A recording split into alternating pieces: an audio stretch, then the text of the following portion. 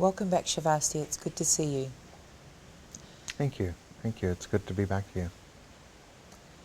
Today's teaching is going to be around the law of attraction. That's a very broad topic, but I always prefer to keep things rather simple. I first started consciously using the law of attraction back in the 1990s. And of course, consciously using something is not really that much different to unconsciously using something. So it's not as if the law of attraction suddenly becomes turned on when you know about it. Oh, now I know about this, and now it works for me. It's working all the time. And so we are energy beings, we are vibrational beings. And so one of the things I began to experience and discover about the law of attraction is that for me it became and evolved into the law of resonance pretty early on.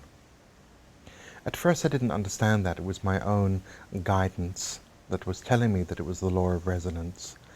And my understanding then was that all we needed to do was to get our feeling and our thought to resonate with the life circumstance, the object, or the thing that we want to manifest. And then as my own personal development and my own healing path developed, I began to experience myself as being multifaceted or multi-dimensional. I'm a little bit hesitant to use the word multidimensional because that might suggest something far out, something way out. But I'm really talking about us as energetic beings, and I'm talking about the chakras. And so for many years I used creative visualization. Now creative visualization is very simple. However, what it does, it creates an image in front of our third eye. So we're using our sixth chakra in order to create an image, to project a screen of that which we want. And as more information came out, and good information told us about having our feelings aligned with that which we want to create, that with the visualization or the clear thought of that which we want to bring into our lives. And so we did that as well. However, what I noticed is that I became rather top-heavy in terms of my energy. So my upper chakras were full of light and full of clarity and a very clear vision, a very clear thought, a very clear idea about that which I wanted to create.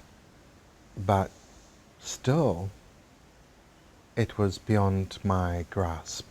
And so then I thought, well, I just need to dig out my belief systems. I just need to think a lot more clearly about this. I need to get really clear and have a razor sharp image and have a pure thought about it. And yet still, it was beyond my reach. Oh, well then I don't have enough self-worth. So then let me tell myself that I'm worthy. So I'm going to use affirmations. So my mind was very clear about what it wanted. But one of the things that I've really discovered is that real creation, the essence of creation, is beyond the mind. It does not happen in the mind.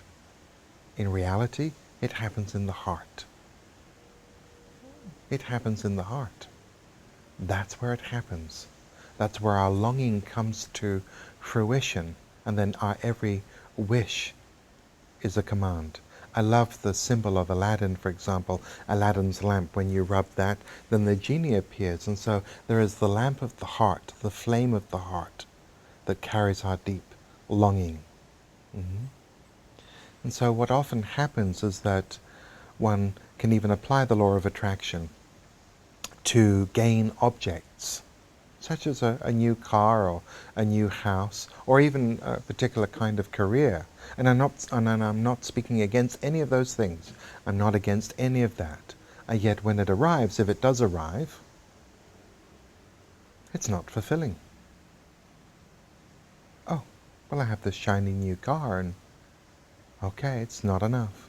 I need something else. I need something else. And so we have three parts of our being. We have what could be called pre-personal or pre-egoic. So that is from our very beginning of life, beginning of this life, and much of that consciousness is within the first two chakras. Then we have our personality, or our ego. And there's been a lot said about the ego, and that's a whole different presentation about the ego. So we have our egoic, our personality self, and then we have the trans-egoic aspect of who we are. So that aspect of who we are as an eternal being. And so there are different areas of our consciousness, and we really need to get each of our chakras to be in nodding agreement. And so how do we do that? Well, it's not really a technique. It's about self-awareness. And so what comes into this are also loyalties, subconscious loyalties that we have to others. So it behooves us to ask a question: may we have more or be happier than our parents? How would it be for you to say, "Dear Mother, please bless me if I have the courage to be happier than you"? Perhaps you have a brother or a sister who have a specific illness, who have problems with drugs or alcohol, or perhaps they have a debilitating illness that limits their life, or perhaps they've been deeply unhappy. How would it be for you to say, "Dear brother or dear sister, please smile upon me kindly if I have more than you"? And so it takes a very courageous individual very often to be happier than their parents and to be happier than their siblings. And then furthermore, what if you are the descendant of African slaves? What if you are the descendant of Holocaust survivors or survivors of the pogroms? What if you are the descendant of perpetrators? What if your father or grandfather was one of the individuals involved in persecuting another nation or another ethnicity? What if you come from a family where there have been incidences of ill-gotten gain?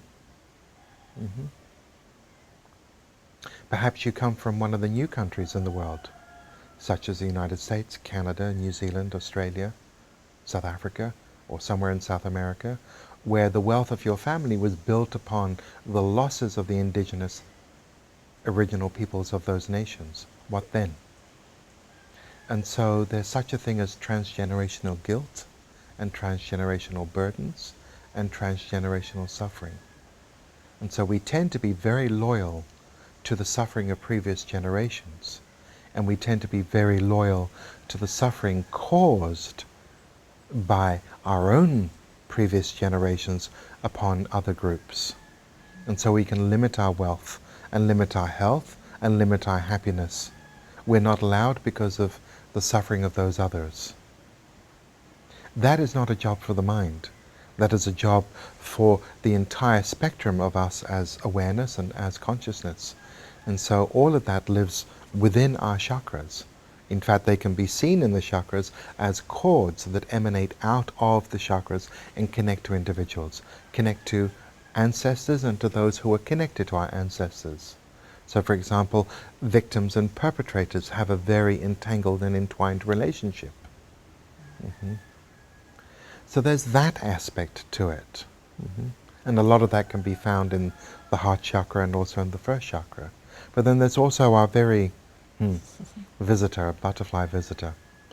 Then there's also our early childhood experience. And so in an ideal world, we are born to parents who are in love with one another, and parents who are wanting this conception to take place. And so we are conceived in love and then brought into love. One of the world's greatest teachers, Hamid Amas, refers to merging love. And so there is the image there, the original Holy Trinity of mother, father, and child, where we are brought into merging love. Excuse me, I have an insect on my hair. And so in that experience of merging love, our auric field, our chakras, are infused with the love of Mother and Father. And as we grow up, our essence is reflected back to us. In Spanish, there's a wonderful word called cariños. And so we receive cariños. That's the cuchi cuchi cu, you're beautiful. If we didn't receive that, then we haven't been filled. And the deep disappointment, the devastating disappointment, the hopeless disappointment of having not received that becomes a feeling that is deeply buried. And when that's buried, our main input valves, where we receive life, the second chakra and the heart chakra, become closed down. And so yes, we can get the mind, and we can also get our third eye, we can get our sixth chakra to create a wonderful image of that brand new Mercedes-Benz, or that lovely house, or that very successful career. Or even the relationship, perhaps. Or even the relationship. But can we really receive that into ourselves? And the mind will say, yes, of course we can, because I believe in myself. And so we use an awful lot of will, force of will, to project all of this energy outwards to try and get something, to try and get something. And so just as love is a gentle invitation, manifesting is also an invitation.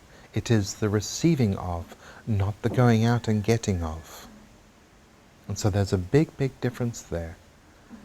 And so I prefer to call it the law of resonance rather than the law of attraction, although attraction is what is happening. But the law of resonance, because just like we've seen those people playing those glasses where they have water and that they make all the glass resonate together. Yes. It is the same way of making all of our being resonate together. And that takes self-awareness, and that takes self-investigation, and that takes self-knowing to do that. Thank you. You're welcome.